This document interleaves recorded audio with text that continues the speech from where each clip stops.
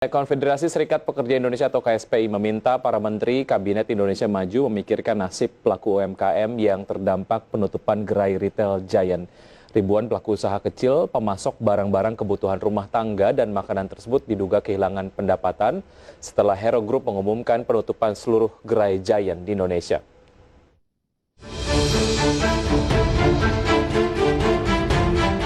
Bukan hanya pekerja yang terdampak penutupan gerai Giant secara permanen. Pengusaha kecil menengah yang selama ini menjadi pemasok barang di cabang-cabang retail Giant diduga akan terkena dampaknya. Menyangkut hal tersebut, Konfederasi Serikat Pekerja Indonesia atau KSPI meminta para menteri Kabinet Indonesia Maju memikirkan nasib pelaku UMKM yang terdampak penutupan gerai retail Giant. Ribuan pelaku usaha kecil pemasok barang-barang kebutuhan rumah tangga dan makanan tersebut diduga kehilangan pendapatan setelah Hero Group mengumumkan penutupan seluruh gerai Giant di Indonesia. Hilangnya pendapatan para pemasok barang ke Giant ditengarai akan berimbas pada bertambahnya jumlah pengangguran atau pekerja yang dirumahkan dari sektor UMKM. Selama pandemi COVID-19 tercatat ada 29 juta orang terkena pemutusan hubungan kerja, dirumahkan sementara serta terimbas pengurangan jam kerja. Selain memperhatikan UMKM, Said mengatakan pemerintah harus memikirkan sekitar 3.000 karyawan Giant yang terancam kehilangan pekerjaan akibat penutupan gerai. Pemerintah diminta memastikan batas waktu tanggal penyelesaian kasus PHK dan skema penyelamatan lainnya seperti penyaluran pekerja ke unit usaha Hero Group lainnya. Menurut Said, ribuan karyawan ini harus disalurkan ke unit usaha Hero Group lainnya seperti Hero Supermarket, Guardian, dan IKEA. Hak-hak ribuan pekerja Giant juga harus dipastikan terbayar sesuai dengan isi PKB menggunakan aturan pesangon lama yang ada di dalam UU Ketenagakerjaan. Seperti diketahui, Hero Group memutuskan untuk menutup seluruh gerai Giant per akhir Juli 2021. Presiden Direktur Hero Supermarket Patrick Leinval menyebutkan keputusan menutup seluruh gerai Giant merupakan tindak lanjut dari perubahan fokus strategi bisnis perusahaan. Berbagai sumber, IDEX Channel.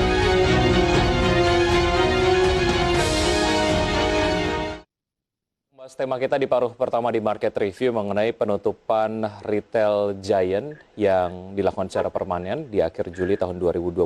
Bagaimana sebetulnya ini juga merefleksikan ataupun memproyeksikan potret industri retail ke depan. Sudah terhubung melalui aplikasi Zoom Bapak Tutum Rahanta, Dewan Penasehat Hipindo atau Himpunan Penyewa Pusat Perbelanjaan Indonesia. Selamat pagi Pak Tutum. Selamat pagi Mas Wiki. Apa kabar Pak Tutum?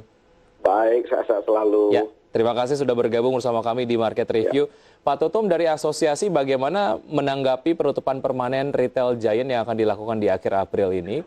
Sejauh mana ini kemudian memproyeksikan kondisi retail di Indonesia atau ada faktor lain? Ya, pertama-tama pasti kami prihatin ya. Ini kan sebetulnya adalah dampak cerminan dari yang kita katakan bahwa pandemi ini yang sudah berjalan masuk tahun kedua ini sudah mulai makan korban, jelas-jelas sekali kelihatannya gitu.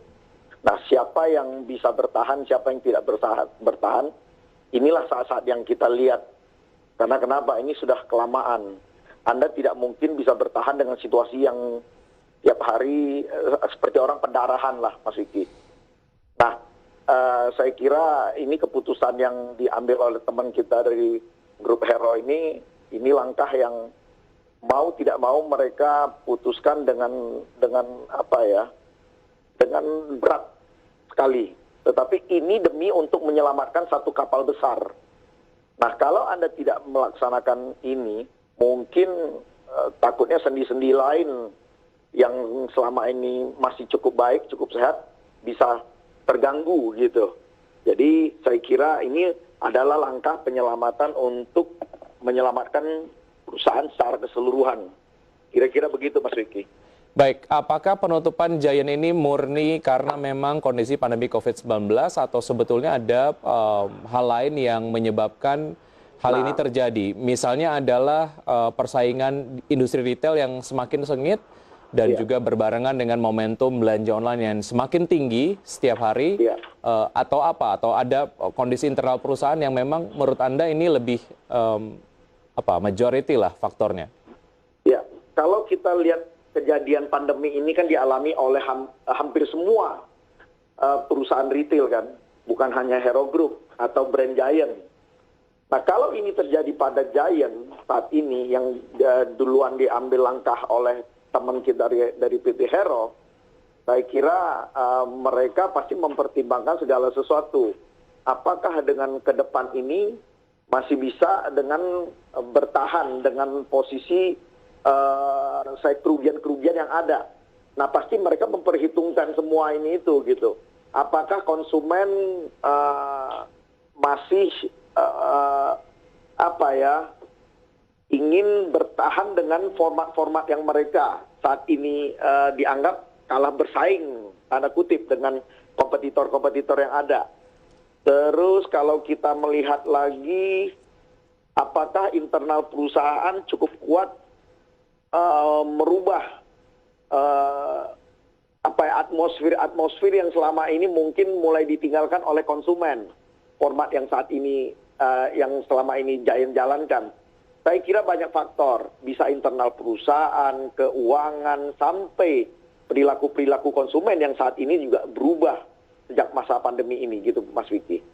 Jadi Anda melihatnya multifaktor ya, ada dari penyesuaian bisnis ataupun mungkin model bisnis dari perusahaan sendiri yang kemudian boleh Dan persaingan sesama format itu sendiri juga. Baik. Mas Vicky. Oke. Ya, pandemi ini hanya mempercepat lah saya kira. Ya, multifaktor lah ya. Iya. Oke. Sejauh mana ini kemudian memberikan sebuah proyeksi lah ke depan industri retail di Indonesia? Ya. Apakah dari asosiasi melihat adanya kemungkinan teman-teman industri retail lain yang kita tentu saja tidak berharap akan melakukan hal serupa seperti Giant? Begini, langkah-langkah yang diambil oleh pelaku usaha secara umum, apalagi itu pelaku sektor usaha retail ya, yang tiap hari harus buka toko, mereka harus menjalankan berbagai kewajiban mereka yang sangat-sangat berat, yaitu sewa tempat dan karyawan. Saya kira langkah-langkah pertama pasti melakukan efisiensi. Efisiensi itu apa? Seperti yang pernah mungkin saya juga cerita di IDX, bahwa perusahaan secara keseluruhan harus diutamakan. Outlet mana yang tidak bisa menjanjikan dalam kurun waktu tertentu, mereka melihat perkembangan. Apakah harus ditutup? Kalau itu yang langkah yang terbaik untuk menyelamatkan perusahaan secara keseluruhan, itu yang akan dilakukan terlebih dahulu. Sebelum mengambil keputusan yang sangat-sangat baik seperti yang dilakukan oleh penutupan Giant ini gitu. Jadi saya kira ada memang format-format, ya mereka kan masih ada beberapa line bisnis yang cukup menjanjikan, yang akhirnya mereka akan mentransformasi dari penutupan Giant ini ke 3 brand yang ada.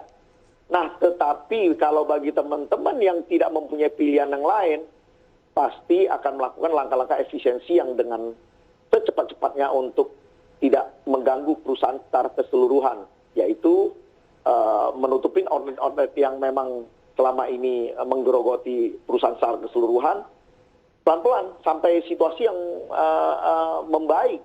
Saya kira kita kan sambil membaca situasi saat ini, vaksin sudah dijalankan, situasi sudah mulai bisa berjualan walaupun belum bisa 100% seperti sebelum pandemi. Saya kira dengan harapan-harapan itulah, Mas Vicky. Ya, artinya teman-teman industri retail sekarang sedang berada di survival mode begitu ya Pak Tutum ya? Betul sekali. Oke. Secara proyeksi, tentu saja melihat indikator-indikator yang ada. Seperti yang Anda tadi sampaikan, ada tentu saja berbagai macam hal yang dilakukan oleh pemerintah untuk menanggulangi pandemi COVID-19, vaksinasi juga. Secara proyeksi dari teman-teman pengusaha industri retail, ini kondisinya akan berlangsung berapa lama lagi? Kondisi yang kemudian cukup sulit ini Pak Tutum.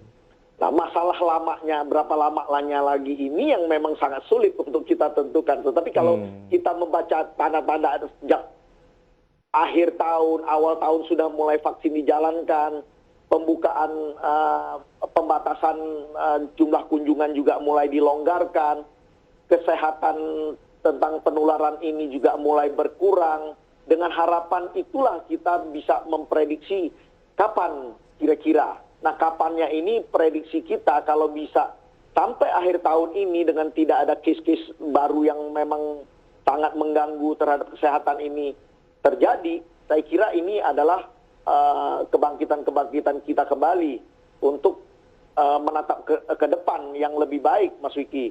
Ya. Karena memang ini kalau kesehatan tidak diutamakan, saya kira seperti ayam dan telur. Kami tetap mematuhi apa aturan yang ada, mau PPN mikro, PSBB, atau apapun lah.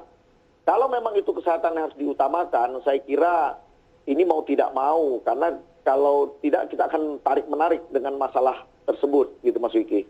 Ya, dan yang paling penting adalah sebetulnya ada implikasi yang sangat signifikan jika penanganan pandemi COVID-19 dilakukan secara intens begitu ya, dan ini juga dampaknya dapat dirasakan oleh teman-teman di industri retail.